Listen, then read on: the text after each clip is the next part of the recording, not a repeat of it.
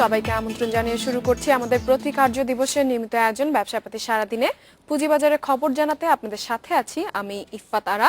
আর শুরুতেই জানিয়ে দিব ঢাকার পুঁজিবাজারের সূচক ও লেনদেনের খবর।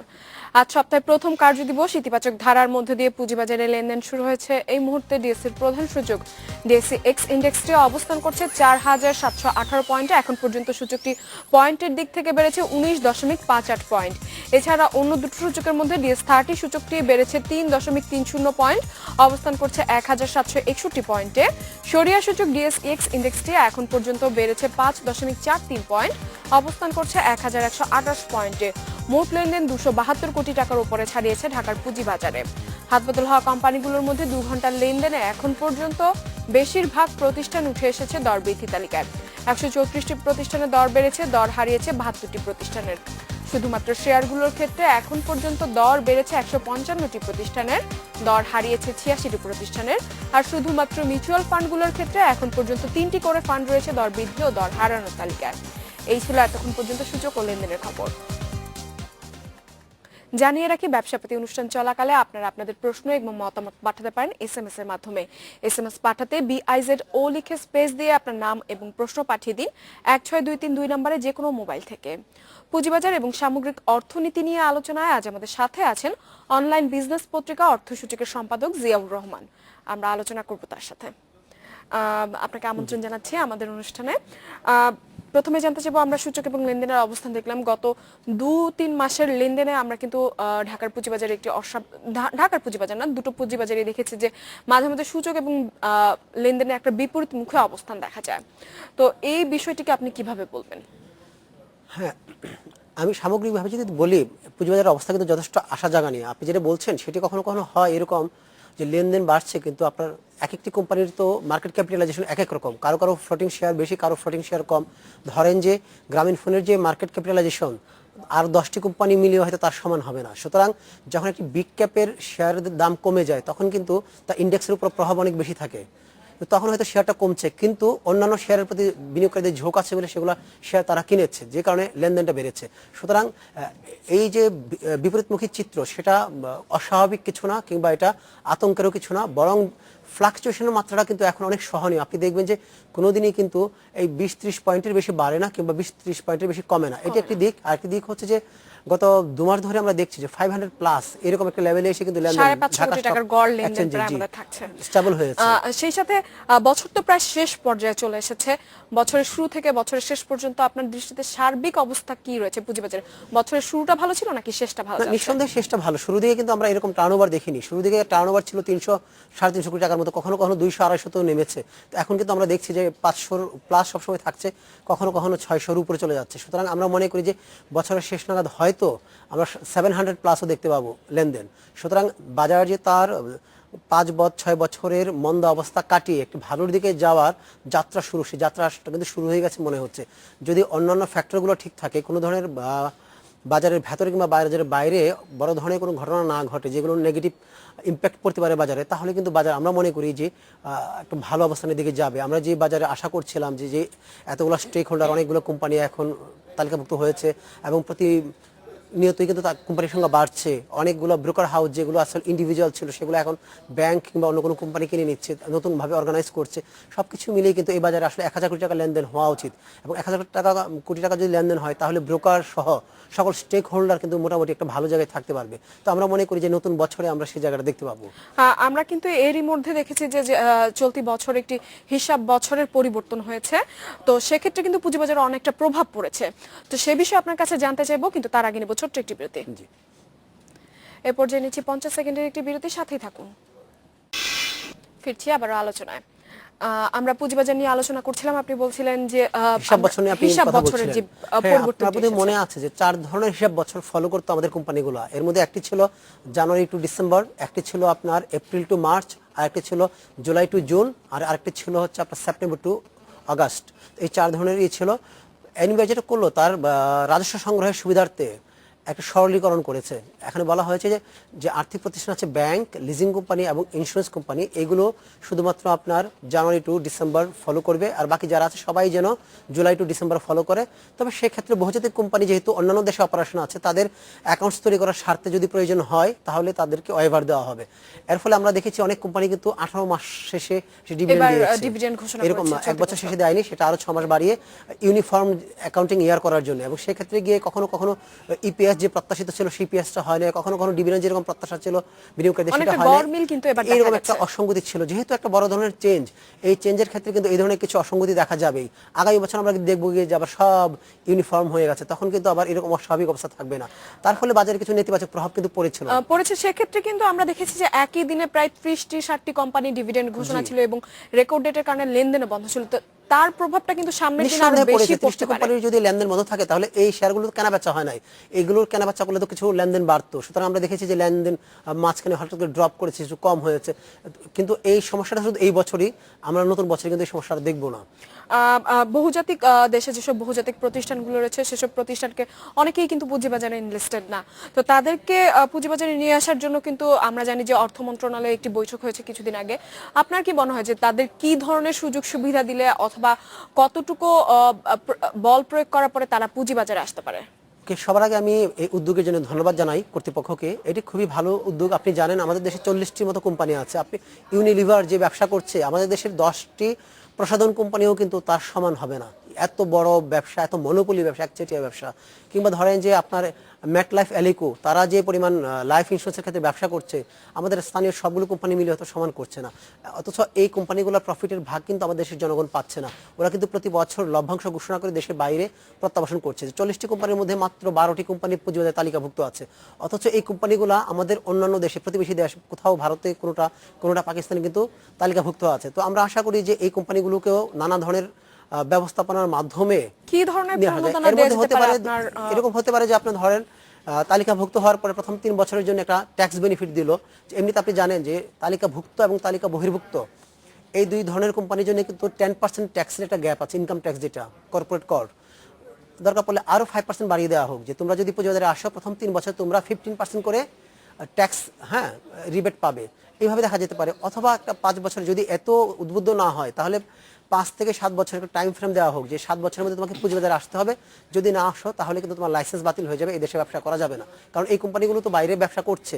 আর এই শর্ত আরোপের বিষয়টা খুব অস্বাভাবিকও না। কারণ হচ্ছে কি, আপনি জানেন ব্যাংকের ক্ষেত্রে, ইন্স্যুরেন্সের ক্ষেত্রে কিন্তু বলা আছে যে ইন্স্যুরেন্স কোম্পানি কিংবা ব্যাংক কোম্পানি যখন কার্যক্রম শুরু করবে তার পরবর্তী 3 বছরের মধ্যে পুঁজিবাজারে আসতেই হবে, ম্যান্ডেটরি। তাহলে যদি আমাদের দেশের কোম্পানির ক্ষেত্রে আমরা ম্যান্ডেটরি করতে পারি, তাহলে আমরা বাইরে কেন করতে পারি? এটা করতে কিন্তু পারবো না? অসমতা না, বৈষম্য না। সুতরাং আমরা মনে করি যে এই একটা প্যাকেজ প্রোগ্রামের মাধ্যমে ওদেরকে বাজারে নিয়ে আসা হবে, এবং আসলে আমাদের বাজার কিন্তু আরো বেশি গভীর হবে, বাজারে বৈচিত্র্যময় শেয়ার পাওয়া যাবে, বিনিয়োগকারীরা কিন্তু আরো বেশি আকৃষ্ট হবেন। আমরা যেহেতু আন্তর্জাতিক বহুজাতিক প্রতিষ্ঠান নিয়ে কথা বলছিলাম, আমরা জানি আমাদের বর্তমানে কিন্তু পুঁজিবাজারে বিদেশি বিনিয়োগ অনেক বাড়ছে। সেই সাথে আরো একটি বিষয় যেটি সামনে চলে আসছে, আমরা জানি যে কিছুদিন আগে মার্কিন প্রেসিডেন্ট নির্বাচন হয়েছে এবং অপ্রত্যাশিত জয় যেটি সামনে এসেছে সবার। তো সেক্ষেত্রে আমাদের দেশের অর্থনীতির কতটুকু পরিবর্তন আসতে পারে ব্যবসায়িক দিক থেকে? কারণ যুক্তরাষ্ট্র কিন্তু আমাদের সবচেয়ে বেশি, আমরা যুক্তরাষ্ট্রে এক্সপোর্ট করে থাকি। তো সেই বিষয়টিকে আপনি কিভাবে দেখবেন? হ্যাঁ, এটি একটি উদ্বেগের বিষয়, যদিও এখনো আমরা আসলে বুঝতে পারছি না ট্রাম্প নির্বাচনের আগে যে ধরনের বক্তব্য দিয়েছেন তার কতটা বাস্তবায়ন করবেন, প্রতিফলন ঘটবে, তার উপর নির্ভর করবে কিরকম প্রভাব পড়বে। যেমন আপনি ধরেন যে উনি বলেন যে ডব্লিউটিও, যেটা ওয়ার্ল্ড ট্রেড অর্গানাইজেশন, এটার কোনো প্রয়োজন নাই, উনি এটা বিশ্বাস করেন না। এবং উনি বলেন যে আমাদের দেশে আমরা এরকম শুল্কমুক্ত আমদানির সুযোগ রাখবো না, আমাদের দেশে যে ইন্ডাস্ট্রি সেগুলো প্রোটেকশন দিতে হবে। সুতরাং আমরা বিদেশি পণ্যের উপর বেশি বেশি করে কর আরোপ করব। যদি আমাদের ধরেন যেসব পণ্য আমরা এক্সপোর্ট করি, এসব পণ্যের উপর যদি ট্যাক্স বাড়িয়ে দেওয়া হয় তাহলে কিন্তু আমাদের প্রতিযোগিতার সক্ষমতাটা কমে যাবে, তখন কিন্তু আমরা এই পরিমাণ এক্সপোর্ট করতে পারবো না। সেক্ষেত্রে আমরা দেখতে হবে সে তার মন্ত্রিপরিষদ গঠনের পরে আসলে কি ধরনের পলিসি তারা নিচ্ছে। তবে একটি আশার কথা হচ্ছে যে আমেরিকার মতো দেশ কিন্তু একটা স্ট্রাকচারের মধ্য দিয়ে চলে। একজন সরকারের পরিবর্তন হলে বা রাষ্ট্রপতির পরিবর্তন হলে কিন্তু রাতারাতি সবকিছু চেঞ্জ করে ফেলা যায় না।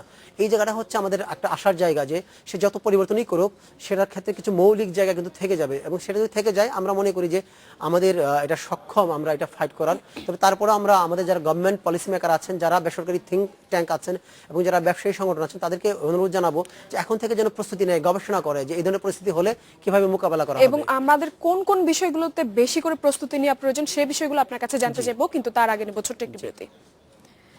এ পর্যায়ে নিচ্ছে আরো একটি বিরতির সাথেই থাকুন। বিরতির পর আবারও আমন্ত্রণ জানাচ্ছি ব্যবসাপাতি সারাদিনে পুঁজিবাজার নিয়ে আলোচনায়। আজ আমাদের সাথে আছেন অনলাইন বিজনেস পত্রিকা অর্থসূচকের সম্পাদক জিয়াউর রহমান। আমরা আবারও ফিরছি আলোচনায়। আমরা জি।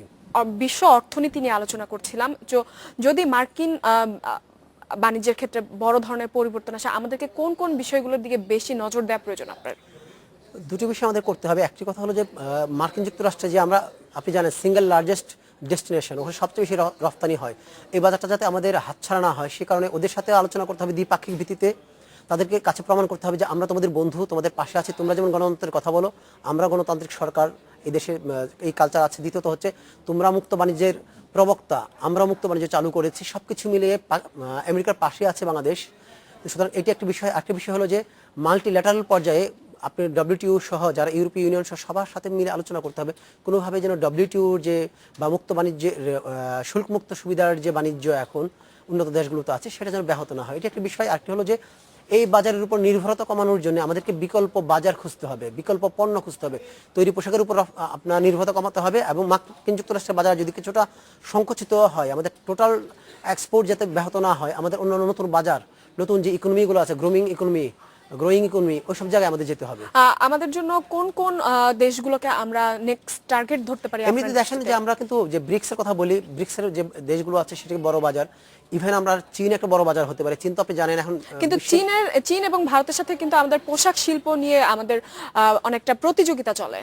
প্রতিযোগিতা যেমন চলে, পাশাপাশি আবার চীন কিন্তু একটা বড় বাজারও হতে পারে। কারণ কি, চীন এখন প্রোডাক্ট তৈরি করে যেগুলো ভ্যালু অ্যাডেড। ধরেন আপনার পোশাকের মধ্যে যেগুলো লেস লাগানো, কারো কাজ করা, এই ধরনের পোশাক তৈরি করে যেখানে অনেক বেশি দামে বিক্রি করতে পারে। কিন্তু আমরা যেসব প্রোডাক্ট তৈরি করি সেগুলো বেসিক প্রোডাক্ট, একেবারে সিম্পল টি শার্ট, পলো শার্ট, কিংবা আপনার ধরেন যে নর্মাল যে শার্ট আমরা বানাই ডেনিমের। তো সুতরাং এই ধরনের প্রোডাক্টের তো ওদের যেহেতু ক্রয় ক্ষমতা বাড়ছে চীনাদের, সুতরাং তাদের তো পোশাক কিনতে হয়। তারা যদি চিপে পোশাক পায় তাহলে এই পোশাকই তো কিনবে, চীনে নিজেদের পোশাক তো কিনবে না। সুতরাং ওরা যত বেশি হাইটেকের দিকে যাবে তত বেশি কিন্তু এই লোয়ার ইন্ডের প্রোডাক্ট তৈরি করার উৎসাহ কমে যাবে এবং সেখানে আমাদের এক্সপোর্টের একটা সম্ভাবনা বাড়বে। আপনার ব্রাজিল একটা বড় বাজার, রাশিয়া একটা বড় বাজার, এইরকম ল্যাটিন আমেরিকার আরও কিছু দেশ, সেন্ট্রাল আমেরিকার কিছু দেশকে খুঁজে বের করতে হবে যেখানে আমাদের জন্য বড় বাজার হতে পারে। দুই একটি আফ্রিকার দেশ যাদের অর্থনীতি ভালো করছে সেসব জায়গায় আমাদেরকে যেতে হবে। সব প্রোডাক্ট না যাক, কিছু কিছু প্রোডাক্টে যেন আমরা বাজারটা ধরতে পারি। তো আমার মনে হয় যে সেটা সক্ষম, আমাদের উদ্যোক্তাদের সেই এনার্জি আছে, সেই দূরদৃষ্টি আছে, সেই উদ্দীপনা আছে। জনাব জিয়াউর রহমান, আমরা জানি যে সামনে ডিসেম্বরে শুরু হচ্ছে আপনাদের অর্থ সূচকের পক্ষ থেকে একটি পুঁজিবাজার মেলা। তো সেই মেলার বিষয়ে যদি আমাদেরকে একটু বলতেন, কতদিনের মেলা, মেলায় কি কি আয়োজন থাকছে এবং সাধারণ যারা শেয়ার হোল্ডার তারা মেলা থেকে কি কি জিনিস গ্রহণ করতে পারবে অথবা কি বিষয়গুলো তাদের জন্য সুযোগ সুবিধা থাকবে? আপনি বোধহয় জানেন যে এটি আমাদের দ্বিতীয় আয়োজন। গত বছর আমরা প্রথম শুরু করেছিলাম। আপনি এটাও জানেন যে আমাদের যে অর্থনীতির আকার, সে আকারের তুলনায় কিন্তু পুঁজিবাজারের অবস্থা অনেক ছোট। অর্থনীতি অনেক বিশাল বড় হয়েছে কিন্তু পুঁজিবাজার এত বড় হয় নাই। প্রতিবেশী দেশগুলোতেও যেখানে আপনার জিডিপি এবং আপনি যদি ধরেন মার্কেট ক্যাপিটালাইজেশন, তার যে রেশিও, সেই রেশিও 70%। মালয়েশিয়া, থাইল্যান্ডের মতো জায়গায় 100% ছাড়িয়ে সেখানে কিন্তু আমরা মাত্র 30%। সুতরাং আমাদের অনেক দূর যাওয়ার সুযোগ আছে। আমরা যেখানে 2041 সাল নাগাদ, 21 সাল নাগাদ মধ্যয়ের দেশে উন্নীত হতে চাই, সেই জায়গায় কিন্তু পুঁজিবাজার একটা বড় সাপোর্ট দিতে পারে। তো আমরা সবার কাছে এটাই তুলে ধরতে চাই যে আমাদের পুঁজিবাজারকে কাজে লাগিয়ে আমাদের ইকোনমিকে আরও বড় করা সম্ভব, আমাদের মাথাপিছু আয় বাড়ানো সম্ভব, অনেক কর্মসংস্থান করা সম্ভব। এবং পুঁজিবাজার যে ইতিবাচক ব্র্যান্ডিং, সেই ব্র্যান্ডিংয়ের উদ্দেশ্যেই কিন্তু আমরা এই ধরনের আয়োজন করছি। এবং এইবার আমাদের আরো বড় প্রাপ্তি হচ্ছে যে এইবার কিন্তু দুই stock exchange, Dhaka stock exchange, Chittagong stock exchange, তারাও আমাদের মেলায় থাকছে। ব্রোকার হাউস থাকছে, মার্চেন্ট ব্যাংক থাকছে, অ্যাসেট ম্যানেজমেন্ট কোম্পানি থাকছে, সিডিবিএল থাকছে, এবং এর বাইরে আপনার অর্থনীতি সমিতি, আইসিএসবি, আইসিএমএবি, আইসিআইবি এর মতো যারা প্রফেশনাল বডি, সাধারণ গ্রাহকরা সবাইকে পাবে। সুতরাং আমাদের যারা বিনিয়োগকারী নন কিন্তু পুঁজিবাজার সম্পর্কে জানতে চান, তাদের জন্য কিন্তু হাতের নাগালে সব প্রতিষ্ঠান চলে এসেছে। তাদের কাছে তারা জিজ্ঞেস করতে পারবেন, মনের ভেতর যত ধরনের প্রশ্ন আছে, জিজ্ঞাসা আছে, সবগুলোর উত্তর কিন্তু তারা পেতে পারবেন। পাশাপাশি এই সব প্রতিষ্ঠান কি ধরনের সেবা দেয়, তার আইনের এখতিয়ার কতটুকু কতটুকু দায়িত্ব, সেই দায়িত্ব ঠিকমতো পালন করছে কিনা এবং তাদের সম্পর্কে কোনো অভিযোগ আছে কিনা, বা কোনো ধরনের অপ্রাপ্তি আছে কিনা বিনিয়োগকারী ইন্ডে, সেই জায়গায় কমপ্লেনগুলোও কিন্তু তারা করতে পারবে না। অনেক সময় কিন্তু ডিএসসির সরাসরি ডিএসসি থেকে একটা কমপ্লেন করা অনেক পক্ষে সম্ভব হয় না। সেক্ষেত্রে আপনাদের কি আমরা জানি যে সামনের দিনে হয়তো ডিএসসি তে ডিমিউচুয়ালাইজেশনের যে প্রভাবটি আপনার স্ট্র্যাটেজিক পার্টনার নিয়োগটি হতে পারে, সেই সাথে তারপর হয়তো বিভিন্ন প্রোডাক্ট আসতে পারে। তো এই বিষয়গুলো কি আপনারা সাধারণ গ্রাহকরা কিন্তু এই বিষয়গুলো সম্পর্কে জানেন না, সেই বিষয়গুলো আপনারা ওখানে কিভাবে আমাদের অনেকগুলো সেমিনার হবে। সেমিনারের মধ্যে ধরেন বিনিয়োগের কলা কৌশল নিয়ে কয়েকটা সেমিনার থাকবে। সাধারণ যারা বিনিয়োগকারী আছেন, অনেক না জেনে বুঝে বিনিয়োগ করছেন, তারা জানতে পারবেন টেকনিক্যাল বিষয়গুলো, কি কি জিনিস দেখে বিনিয়োগ করলে লস কম হবে, প্রোডাক্ট সম্পর্কে আইডিয়া পাবে। মিউচুয়াল ফান্ড নিয়ে একটা সেশন থাকছে, মিউচুয়াল ফান্ডে কিভাবে বিনিয়োগ করতে হবে, কিভাবে চিনতে হবে কোন মিউচুয়াল ফান্ডটা ভালো, সেগুলো জানতে পারবে। বন্ডে বিনিয়োগ করলে কি বেনিফিট, সেগুলো জানতে পারবে। এরকম ভাবে আবার ফ্রি বিও অ্যাকাউন্ট খোলার সুযোগ থাকবে। তো আমরা মনে করি যে বিনিয়োগকারীদের নলেজের যে জায়গাটা, সেই জায়গাটা আরো সমৃদ্ধ হবে, তারা আরো বুঝে শুনে জেনে বিনিয়োগটা করতে পারবেন। মেলাটি কতদিনের জন্য আয়োজন করা হচ্ছে এবং কোথায় হচ্ছে সবাইকে যদি একটু জানিয়ে দিতেন শেষ পর্যন্ত। কাকরাইলের ডিপ্লোমা ইঞ্জিনিয়ার্স ইনস্টিটিউটে হবে, 3 দিন চলবে, প্রতিদিন সকাল 10টা থেকে রাত 8টা পর্যন্ত। জনাব জিয়াউর রহমান, আমাদের অনুষ্ঠানে আসার জন্য আপনাকে অসংখ্য ধন্যবাদ। আপনাকে ধন্যবাদ। এই ছিল এখনকার আয়োজনে আমন্ত্রণ আমাদের পরবর্তী সংবাদে।